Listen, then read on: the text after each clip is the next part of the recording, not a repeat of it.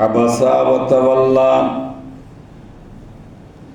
একজন রাসূল ভ্রু কুঞ্চিত করলেন, অন্ধ ব্যক্তির দিক থেকে মুখ ফিরে নিলেন। তাহলে কাকে বোঝানো হচ্ছে? আল্লাহ রাসূলকে সরাসরি। আনজাআহুল আমা, তার কাছে একজন অন্ধ এসেছিল। কে এসেছিল? একজন অন্ধ। ওই আলোটা দেন।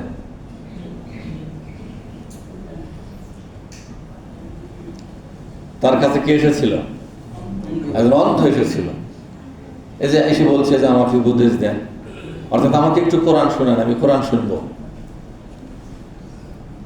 কিন্তু আল্লাহ রাসূল এই বৈঠকটা যাতে একটু বিঘ্নিত না হয় এই দিকে খেয়াল করে তিনি অন্ধের প্রতি একটু বিরক্তি হয়েছিলেন, ভ্রু কুঞ্চিত করেছিলেন। সাথে সাথে এই কথাটা নিয়েই একটা সূরা নাযিল হলো, সূরা আবাসা। কি নাম ধরে? সূরা আবাসা।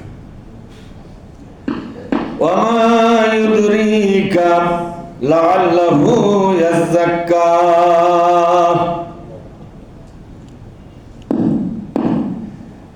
আপনি কিভাবে জানবেন এই অন্ধ লোকটি আপনার কাছ থেকে কোরআন শোনার পরে ইয়াযাক্কা, কোরআনের উপদেশ গ্রহণ করবে, কোরআন শরীফের কথাগুলো মেনে নিবে, এই কোরআন মেনে চলার জন্য শপথ নিবে। এই মন মানসিকতা যে অন্ধের মধ্যে আছে, আপনি তার দিকেই মুখ ফিরে নিলেন, তার কাছ থেকে আপনি ভ্রু কুঞ্চিত করলেন, তাকেই গুরুত্ব দিচ্ছেন না।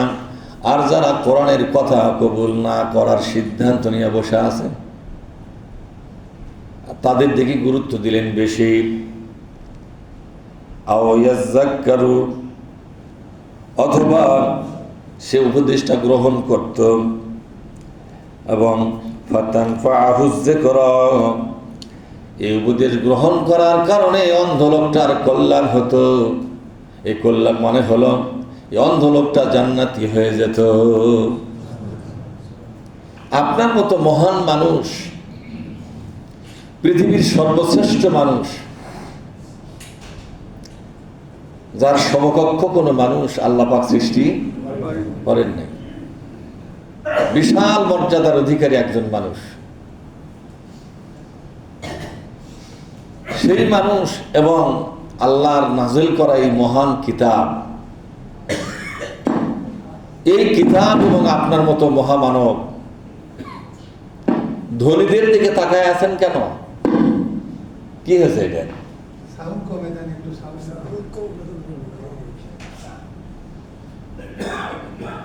ধনীদের দিকে, নেতাদের দিকে তাকায় থেকে কোনো লাভ নাই।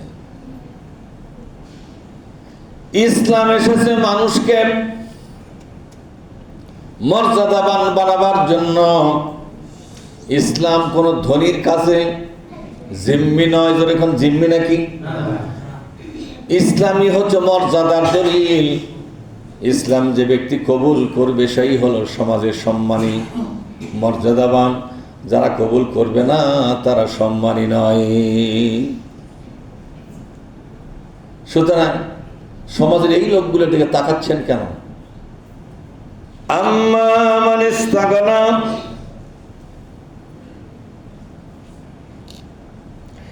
যে ব্যক্তি মনে করে, ইস্তাগনা,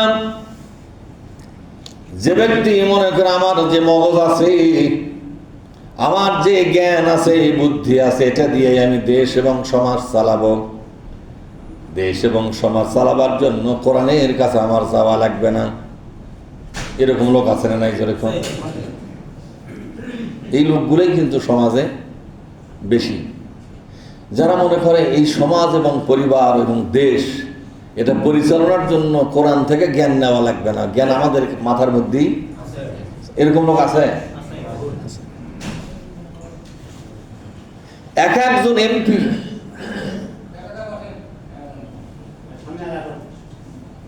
এক একটা এমপি সে মনে করে সংসদে যাচ্ছি জাতির জন্য কিছু আইন তৈরি করে দেব, বলে কিনা? হ্যাঁ। অথচ আল্লাহ পাক কোরআন শরীফের মধ্যে বলেছেন, যারা আল্লাহর দেওয়া শাসন ব্যবস্থা বলবৎ থাকার পরেও যারা নিজেরা আইন তৈরি করবে এরা হলো তাগুত। এরা কি? এদের মুসলিম নামটা ক্যান্সেল হয়ে যায়। কিসের নাম ক্যান্সেল হয়? মুসলিম নামই আর থাকে না। আদম শুমারিতে তার নাম মুসলমানই থাকবে, কিন্তু আল্লাহর খাতাতে সে আর মুসলিম থাকতে কেন পারবে না বলেন তো? যে আল্লাহর নাজিল করা আইন ব্যবস্থা মৌজুদ আছে, এটা বাদ দিয়ে ওভারটেক করে তুমি নতুন করে আইন বানাও কি জন্য? যাদের উপর আইন প্রয়োগ করবে সেই মানুষগুলো কি তোমার হাতের সৃষ্টি? কথা বল না গায়ে। এই বাংলাদেশের 20 কোটি জনগণ কি নেতাদের হাতের তৈরি? কার হাতের তৈরি? আল্লাহ বলছে আমার হাতের তৈরি করা মানুষের উপর তোর মাতব্বরি হবে কেন? কথা বোঝেন নেই? আকাশে যত সৃষ্টি আছে সমস্ত সৃষ্টির উপর আল্লাহ নিজের দায়িত্বে ইসলাম কায়েম করেছেন। এই জমিনে মানুষ ছাড়া যত সৃষ্টি আছে সমস্ত সৃষ্টির উপর আল্লাহ নিজের দায়িত্বে ইসলাম কায়েম করেছেন। গাছ গাছালি, পক পাখালি, সাগর মহাসাগরের মধ্যে যারা আছে সকলের জন্য ইসলাম কায়েম করে দিয়েছেন আল্লাহ নিজের দায়িত্বে। সুবহানাল্লাহ বলেন। আল্লাহ যেখানে ইসলাম নিজের দায়িত্বে কায়েম করে তারা কোনোদিন জান্নাতি হতে পারবে না, কারণ ইসলাম কায়েম করার উপরে তাদের তো কোনো অবদান। কথা বুঝেননি? সাগরের মাছগুলোর উপরে, পাখিগুলোর উপরে এবং বিভিন্ন সৃষ্টিজীবের উপরে আল্লাহ তাআলা ইসলাম কায়েম করেছেন। সুবহানাল্লাহ বলবেন না? এরপর আল্লাহ তাআলা বলছেন এক একটা এমপি এক একটা তাগুত। কথা ঠিক না?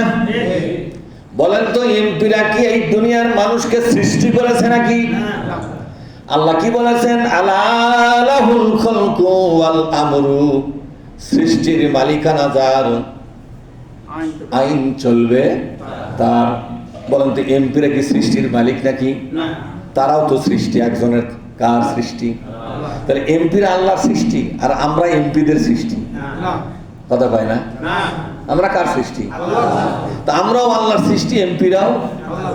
তাহলে আইন তৈরি করে দেবে কি এমপিরা? এমপিরা যদি আইন তৈরি করে তাতে এমপিদের জন্য আইন কে তৈরি করবে? এমপিরা আমাদের জন্য আইন দিবে বানায়া বানায়া। কথা ঠিক না? তারা আইন নিজেরা বানাবে, তারা তাদের জন্য আইন কে বানিয়ে দিবে? তাহলে এমপিদের উপর আলা একটা থাকা লাগবে কিনা? সেই উপর আলা কিভাবে চলবে? তার আইন কে বানিয়ে দিবে? এদের সবার উপরে যিনি, তিনি বলছেন কারো এই কাজ করার দরকার নেই, এই কাজটা আমি আল্লাহ একাই করবো। সুবহানাল্লাহ বলেন। এবার আসেন আল্লাহ তাআলা ফেরেশতাদের জগতে ইসলাম কায়েম করেছেন। যে কাজটা আল্লাহ নিজের দায়িত্বে করেন সেই কাজটার জন্য ওই ফেরেশতারা জান্নাতি হবে না, একটা ফেরেশতা বেহেশতি হবে না। ভাইরা আমার, এই যে মানুষ ছাড়া যত সৃষ্টি জীব আছে সকলের উপর ইসলাম কায়েম করে রেখেছেন কে? আল্লাহ। কুল্লুল্লাহু কানিতুন, আকাশ আর জমিনের যত সৃষ্টি আছে সবাই তার আনুগত্য করতেছে।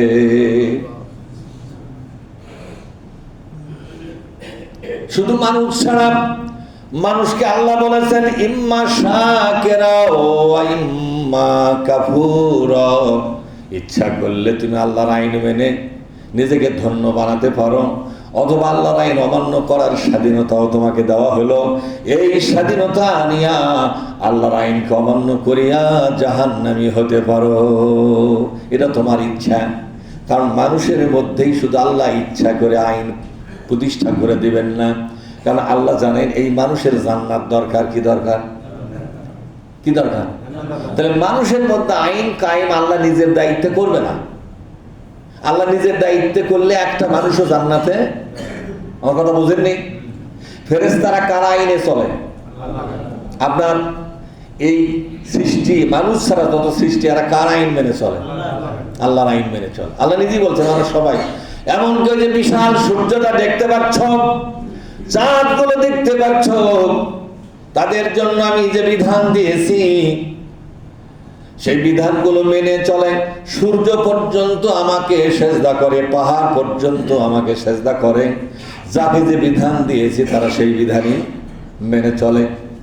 এই কারণে চাঁদও জান্নাতি হবে না, সূর্য জান্নাতি হবে না, গাছগাছালি পাহাড় পর্বত কোনো কিছুই জান্নাতি হবে না। কেন হবে না বলেন তো? তাদের উপরে আল্লাহ নিজে ইসলাম কায়েম করেছেন। আল্লাহ যেটা নিজে করেন তার বিনিময় কাউকে দিবেন না। কাজ করবে, আল্লাহর বিনিময় খাবেন আপনি, কথা বল না কেন? কিন্তু মানুষকে আল্লাহ বলেছেন তোমাদের জন্য ইসলামটা তোমাদের হাতে দিয়ে দিলাম, ইচ্ছা করলে কায়েম করো, আর ইচ্ছা না করলে বেঈমান হয়ে কবরে যাও। ইচ্ছা তোমাদের, ইচ্ছা করলে আমার ইসলামকে কায়েম করো, করে জান্নাতে চলে যাও। আর যদি মনে না চায় ইসলাম বাদ দিয়ে জীবন চালাও, মরণের পরে জাহান্নামের পথ ধরবে। কোন পথ? তাহলে মানুষের মধ্যে আল্লাহ ইসলামটা জোর করে কায়েম করে নাই, এটা আমাদের হাওলায় দিয়েছে। কার হাওলায়? আমরা এই হাওলায় পাইয়া, বুঝলেন না, এমন বান্দরের বান্দর হয়েছে যে ইসলামের কথা প্রাণ ধরে শোনার পরে মাথাগত বয়স থেকে আবার 4-5 জন একটা হয় উল্টা পাল্টা কথা বলে কিনা? যে লোকটা উল্টা পাল্টা কথা বলে তার ঠিক মতো ধরবেন আপনারা, ধরে বলবেন যে আজকে সূরা কামারের তাফসীর করে তারপর এটা যাবো। আমার কথা বোঝেননি?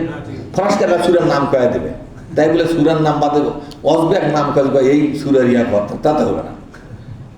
অক্ষবে ওই যদি কয় যে আমি এই সূরার কি বুঝি, বলতে পারে তো, পারে কিনা জানে, তখন বলবেন তার এতক্ষণ ধরে তোরা 3 বুড়ে 3 সোনা 3 যুবক এর বসটাকে তো কদমস্ত করে যে গপ্পগুলো করতেছু, দুনিয়ার আলেম ওলামা ইসলাম বিভিন্ন বিষয়ে টিটকারি মারতেছু, কারণটা কি?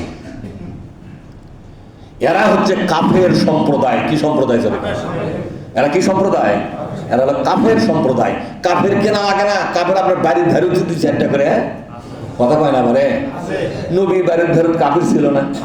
একটা কাফের নাম কোন তো? নবীর বাড়ির ধারকার কাপড়, ওই যে নাম দেবাকে একজন একটা মুখস্থ তুজে আবু জেহেল। এই লোকটা এত খারাপ কাম করে গেল, দেশের ব্যামাক লোকে ওর নামে বদদোয়া দেয়, কথা ঠিক না? আর একটা আবুল আহাব, একটা আবুল আহাব একেবারে নিজের বাপের আপন ভাই।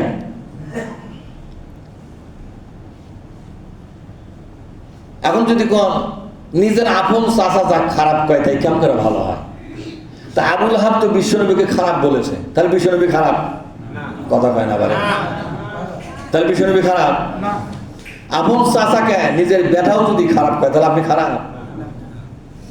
নূহ নবীর বেটা তার বাপক ভালো বলছে? কি বলছে? আপনি তাফসীর পড়ে দেখেন, বলতো আব্বা তুমি গোমরাহির মধ্যে আছো। বাপ রে বাপ, একজন জামানার পয়গম্বর সে কার মধ্যে আছে? আর তার বেটা কেনান ওই বলো সত্য সঠিক হেদায়েতের পথে আছে। নূহ নবীর স্ত্রী নূহ নবীকে বলেছিল যে তুমি তো ব্যাঠিক পথে আছো, আমরাই সঠিক পথে আছি, আমাকে ভুল ধরো কি জন্যে? তোমার পথটাই তো ভুল, খালি কি খাওয়ার পথ। সারাদিন আল্লাহ বিল্লাহ করে কিভাবে ঘোরো না ঘোরো, কি করো না করো, মাঝে ধরে রাস্তাঘাটে তোমার মারে, এটা ইসলাম হলো এটা? সুতরাং আমরাই সঠিক পথে আছি। বলেন তো নবী রাসূলের ভুল ধরলে কি নবী রাসূল ভুল? হ্যাঁ, না ভুল ধরাটাই ভুল? হ্যাঁ। কিছু লোক আছে যারা ইসলামের বিভিন্ন বিষয় নিয়ে সমালোচনা করে, কিন্তু ওর পেটত যদি মাটির ফালিলা ভাঙেন, ইসলামের ওই বিষয়ের কোনো সমাধান তার লেখাপড়া করা নাই, ওটা এমনি অনুমান করে কথা করছে। এই কথার পিছনে মূল উদ্দেশ্য হলো লিউদহিদু বিহিল হক, মহাসত্যকে দাবাবার জন্য। কে বলেছেন এই কথা? এরা বিতর্ক করে মজা মারার জন্য নয়, তাদের অন্তরের মধ্যে একটা শয়তানি উদ্দেশ্য আছে। কি উদ্দেশ্য? একটা শয়তানি উদ্দেশ্য আছে। উদ্দেশ্য হলো মসজিদের মধ্যে যত কথা কোরআন থেকে বলা হলো, এই সুন্দর একটা পরিবেশ তৈরি হলো, একটা মনোভাব তৈরি হলো, কিছু লোকের মধ্যে কোরআন মেনে চলার জন্য আগ্রহ তৈরি হলো। এরা চিন্তা করে এই লোকগুলো যদি সবাই কোরআন মানে তাহলে আমাদের কি হবে? এদের মানুষের মনোভাবটা নষ্ট করার জন্য তারা শয়তানের দালালি করতেছে। কার দালালি করতেছে? শয়তানের দালালি করতেছে। এদের জানাজা যদি 22 লক্ষ লোক করে, এই শয়তানগুলো কি জান্নাতে যাবে? কোন জানাজা দিয়ে কেউ জান্নাতে গেছে? আরে ভাই, জানাজা হচ্ছে আপনার জন্য নফল ইবাদত।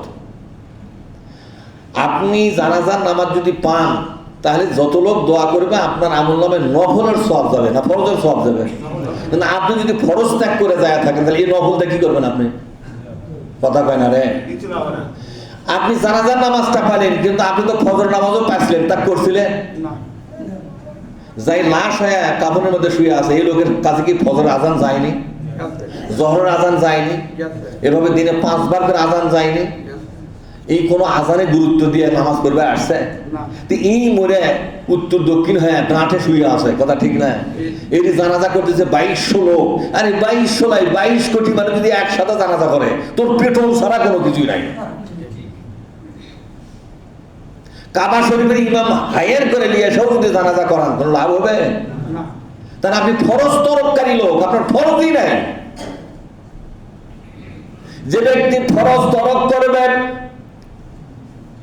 যে কোনো ফরজ, সেটা নামাজ হোক, রোজা হোক, বাবা মায়ের সেবা করা হোক, প্রতিবেশীর হক আদায় করা হোক, কিংবা মহারণার টাকা পরিশোধ করার এই ফরজটা হোক, যে কোনো ফরজ যদি আপনি আদায়ে গাফিলতি করেন, অমনোযোগী হন, তাচ্ছিল্য করেন, নিঃসন্দেহে ওই ফরজের জন্য, ওই ফরজটা আদায় না করার জন্য আপনাকে জাহান্নামে দেওয়া হবে।